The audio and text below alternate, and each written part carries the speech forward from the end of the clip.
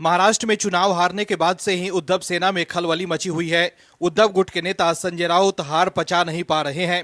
हार के बाद से ही उद्धव ठाकरे बीजेपी के नजदीक आने की कोशिश कर रहे थे। सब कुछ भूलकर उद्धव ठाकरे बीजेपी से हाथ मिलाने के लिए बेचैन हैं।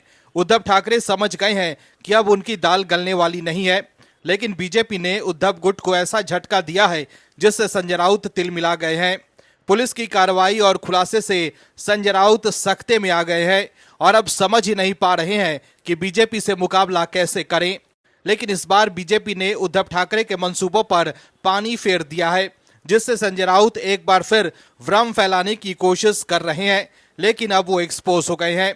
संजय राउत ने कहा है कि राज्य के उद्योग मंत्री उदय सामंत को बीजेपी द्वारा शिवसेना प्रमुख एकनाथ शिंदे की जगह लेने के लिए तैयार किया जा रहा है।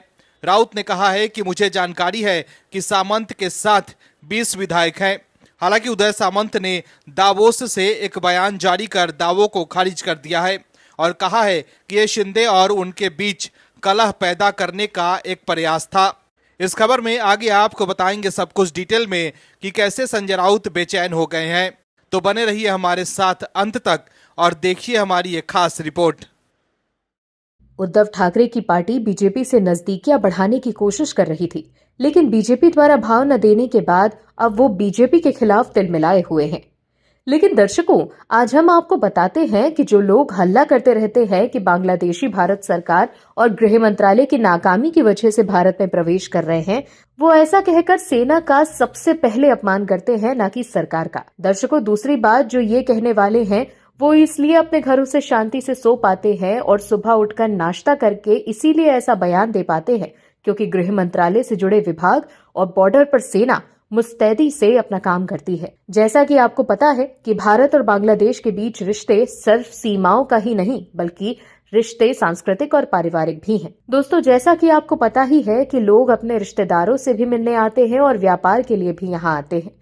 इसी में कुछ भारत में चोरी छुपे रुक जाते हैं, लेकिन बंगाल में विपक्ष की ही सरकार है। वहां क्यों ममता बनर्जी की सरकार बांग्लादेशियों पर कार्रवाई नहीं करती? दर्शकों, जब बात एनआरसी की आती है तो विपक्ष के लोग ही छाती पीटने लगते हैं। बांग्लादेशियों पर कार्रवाई होती है तब ये लोग सरकार पर ही सवाल उठाने लगते हैं और जब कोई अनहोनी होती है तब ये लोग बीजेपी पर ही सवाल उठाते हैं। विपक्ष के लोग ही बांग्लादेशी और रोहिंग्या को बचाने आ जाते हैं, उन्हें सहायता दे देते हैं।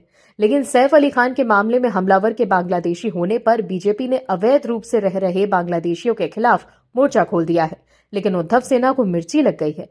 दरअसल सैफ अली खान पर हुए हमले के बाद पुलिस ने आरोपी को पकड़ लिया है। पुलिस और सरकार इस मामले को लेकर कार्रवाई भी कर रही है, लेकिन विपक्ष के नेता ब्लेम गेम खेल रहे हैं।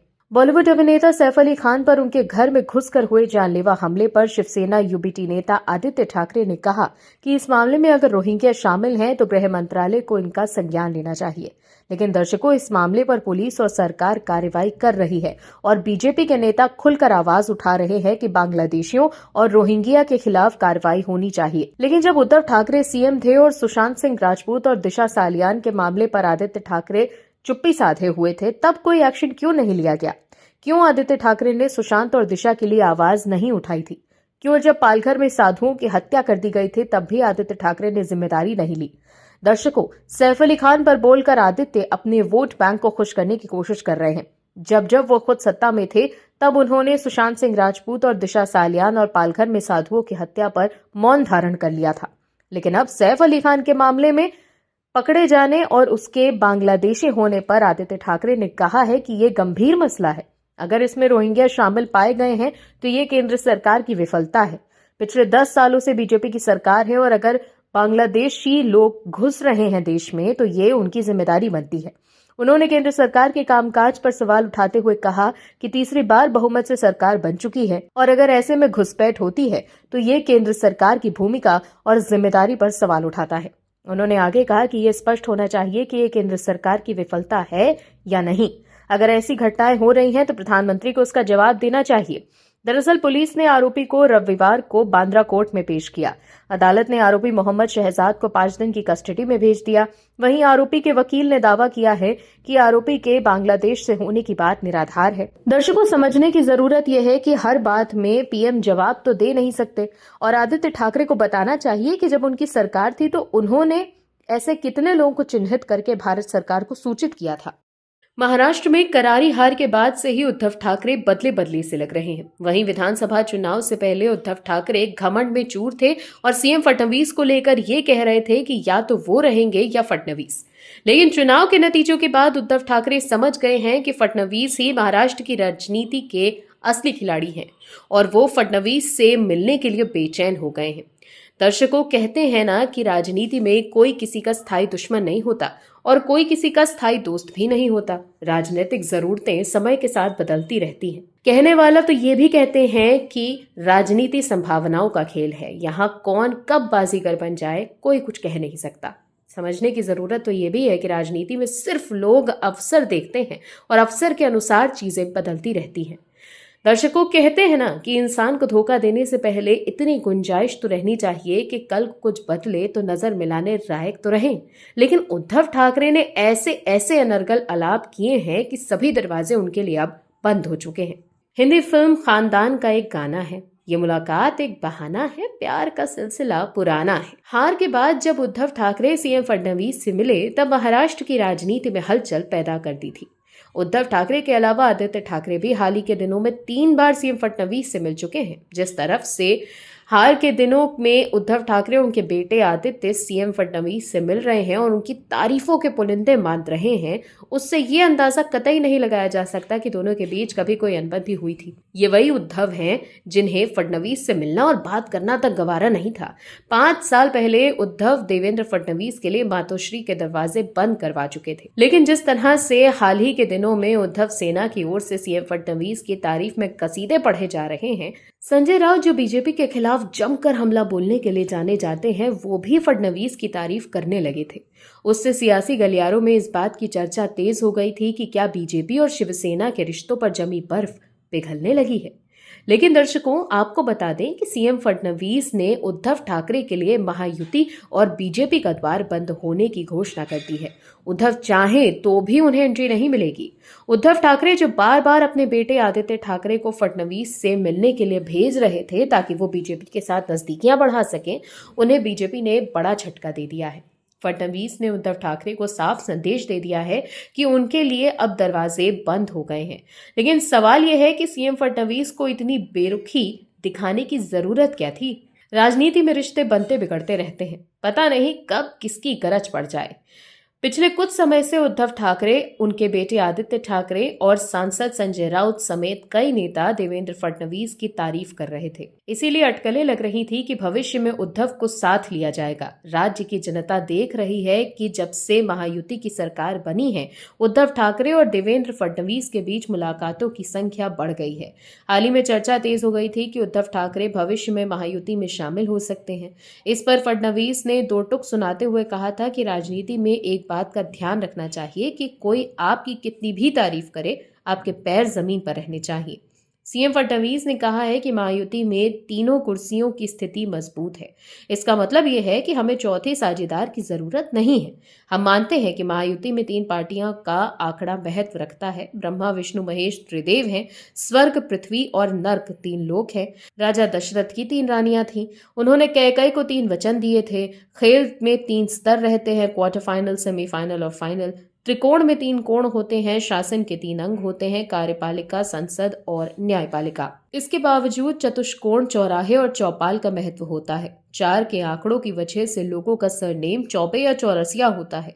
जब तक एकनाथ शिंदे मौजूद हैं, उद्धव ठाकरे को महायुति में प्रवेश नहीं मिल सकता। दर्शकों, अगर ऐसा होता है तो उद्धव को आशावादी रहने की जरूरत है, लेकिन सरकार में शामिल होने का उनका इंतजार लंबा हो सकता है। दर्शकों, लगता है कि संजय राउत को नहीं पता है कि हर देश अंतर्राष्ट्रीय हितों के हिसाब से चलता है। सिर्फ राजनीति से प्रेरित होकर कुछ भी उल जलूल नहीं कहा जा सकता है। समझने की जरूरत यह भी है कि देश के भीतर जिस तरह का अराजकता का माहौल चल रहा है, उसमें विपक्ष की एक बड़ी भूमिका रही है, जिसे मोदी सरकार समय समय पर ध्वस्त करती रहती है। समझने की जरूरत तो ये भी है कि विपक्ष के नेता कह रहे हैं कि अगर बांग्लादेशी देश में घुस रहे हैं, कहीं ना कहीं इस बात को विपक्ष रेखांकित कर रहा है और सारी गलती केंद्र सरकार की है, वही ठीक से काम नहीं कर रही है। अब विपक्ष के नेता 2 कदम और आगे बढ़ गए हैं और शिवसेना यूबीटी के नेता कह रहे हैं कि शेख हसीना को देश से निकाला जाए। कितनी ही हंसी की बात कर देते हैं ये लोग। विपक्ष के नेता और वो भी संजय राउत की तरफ से ये मांग की गई है। समझने की जरूरत ये है कि शेख हसीना कोई हमलावर नहीं है, वो एक देश में एक राजकीय शरणार्थी हैं जिन्होंने बांग्लादेश में रहते हुए भारत के हितों को संरक्षित किया है। लेकिन ऐसे लोगों से विपक्ष के नेताओं को हमेशा मिर्ची लगती है जो भारत के साथ खड़े होते हैं, लेकिन रोहिंग्या से उन्हें हमेशा हमदर्दी रहती है। समझने की बात यह है कि सैफ के हमलावर के बांग्लादेशी होने और बीजेपी द्वारा बांग्लादेशियों और रोहिंग्या के खिलाफ कार्रवाई की मांग करने से संजय राउत तिलमिला गए हैं। अभिनेता सैफ अली खान पर हुए हमले के मामले में आरोपी के अवैध बांग्लादेशी निकलने पर राजनीति तेज हो गई है। शिवसेना यूबीटी के राज्यसभा सांसद संजय राउत ने बीजेपी पर निशाना साधा। उन्होंने कहा कि सभी बांग्लादेशियों को निकाला जाना चाहिए और इसकी शुरुआत शेख हसीना से होनी चाहिए, जिन्हें शरण दी गई है। संजय राउत ने कहा कि बीजेपी वाले दावा कर रहे हैं कि सैफ अली खान पर हमला एक अंतर्राष्ट्रीय साजिश है। अंतर्राष्ट्रीय साजिश क्या है? एक अभिनेता पर हमला हुआ है और लोगों को सच बताया जाना चाहिए। अगर वो बांग्लादेशी हैं तो केंद्र सरकार जिम्मेदार है। यह अमित शाह की जिम्मेदारी है कि उन्हें इस्तीफा दे देना चाहिए। उन्होंने ये भी कहा कि सभी बांग्लादेशियों को निकाला जाना चाहिए और इसकी शुरुआत शेख हसीना से होनी चाहिए, जिन्हें शरण दी गई है। वो केवल मुंबई नगर निगम चुनावों के कारण डर पैदा कर रहे हैं। जब हम संसद में बांग्लादेशियों के खिलाफ बोलना चाहते थे तो बीजेपी ने अंतर्राष्ट्रीय संबंधों का हवाला देते हुए हमें रोक दिया। संजय राउत ने कहा कि 10 दिन पहले उन्होंने सैफ अली खान पर लव जिहाद का आरोप लगाया और अब वो उसके बारे में चिंतित हैं। उनके बेटे का नाम तैमूर है। उनके लोगों ने उसके बारे में भी बुरा भला कहा। पीएम मोदी को जानकारी मिल गई और अब तैमूर उनके लिए प्यार का प्रतीक हो गया है। तो देखा आपने कैसे संजय राउत ये कह रहे हैं कि सभी बांग्लादेशियों को देश से निकाल दिया जाना चाहिए और इसकी शुरुआत बांग्लादेश की अपदस्थ प्रधानमंत्री शेख हसीना से होनी चाहिए, जो पिछले साल से भारत में शरण ले रखी है।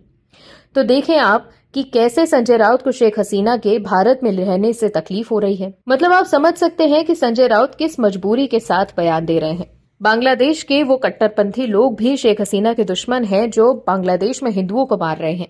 दर्शकों, जब शेख हसीना प्रधानमंत्री थी तब हिंदू बांग्लादेश में सुरक्षित थे। शेख हसीना की सरकार हमेशा वहां के हिंदुओं के साथ खड़ी थी, लेकिन संजय राउत शेख हसीना को ही देश से बाहर करने की मांग कर रहे हैं।